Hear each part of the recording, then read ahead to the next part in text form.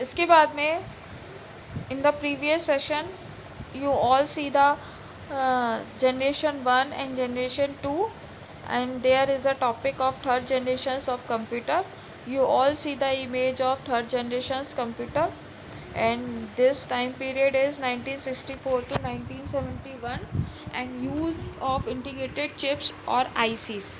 जैसे first generations में vacuum tube, second generations में ट्रांजिस्टर, ठीक वैसे ही थर्ड जनरेशन्स में इंटीग्रेटेड चिप्स का यूज़ हुआ. स्मॉलर, रिलायबल, इफिशिएंट थे ये. Increase in speed, commercial, cheap and low maintenance के थे.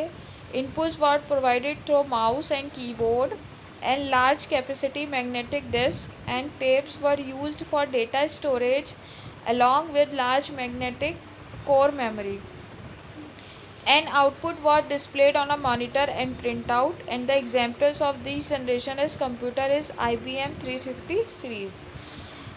And four generations computer, you all see the four generations computer. आपने कभी बहुत पुराना देखा होगा कि थोड़े मोटे मोटे कंप्यूटर्स होते हैं, तो these are the four generations computer. 1971 to 1980 तक आए थे ये. और smaller in size, faster, reliable, accurate और पोर्टेबल, मोर पावरफुल तो previous generations, and compact and low maintenance, gave rise to personal computer leading to internet and networking system. Four generations के computer में internet ने access करना start कर दिया था. The examples of four generation computer are IBM PC and Apple मैग्नेटोस, so on. At the last आपकी generations है फिफ्थ जनरेशन्स ऑफ कंप्यूटर, जो अभी तक की चल रही है. 1980 से स्टार्ट हुई. फीचर्स क्या थे? Still in the development phase, मतलब अभी भी इनमें काम चल रहा है और डेवलपमेंट हो रहा है. बेस्ड ऑन आर्टिफिशियल इंटेलिजेंस, और किस पे बेस्ड है? Artificial intelligence. What is the artificial intelligence?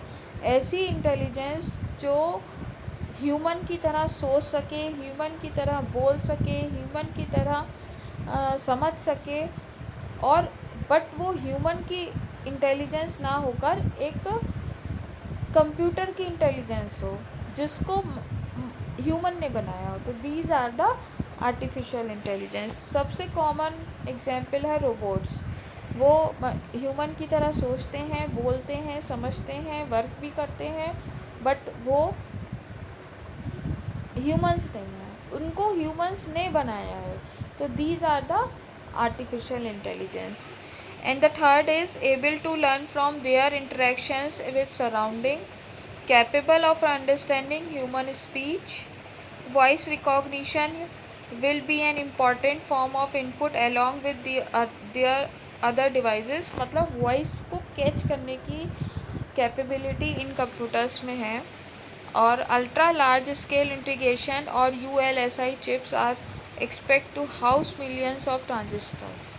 इसमें ULSI यूज़ हुआ था, जिसका नेम फुल है ultra large scale integrations. Output will be mail be in from an GUI, यानी कि मॉनिटर पे देख सकते हैं, along with other data retrieval methods. Example of fifth generation Siri है, कॉटर्ना है, और सो ऑन, और भी और हो सकते हैं.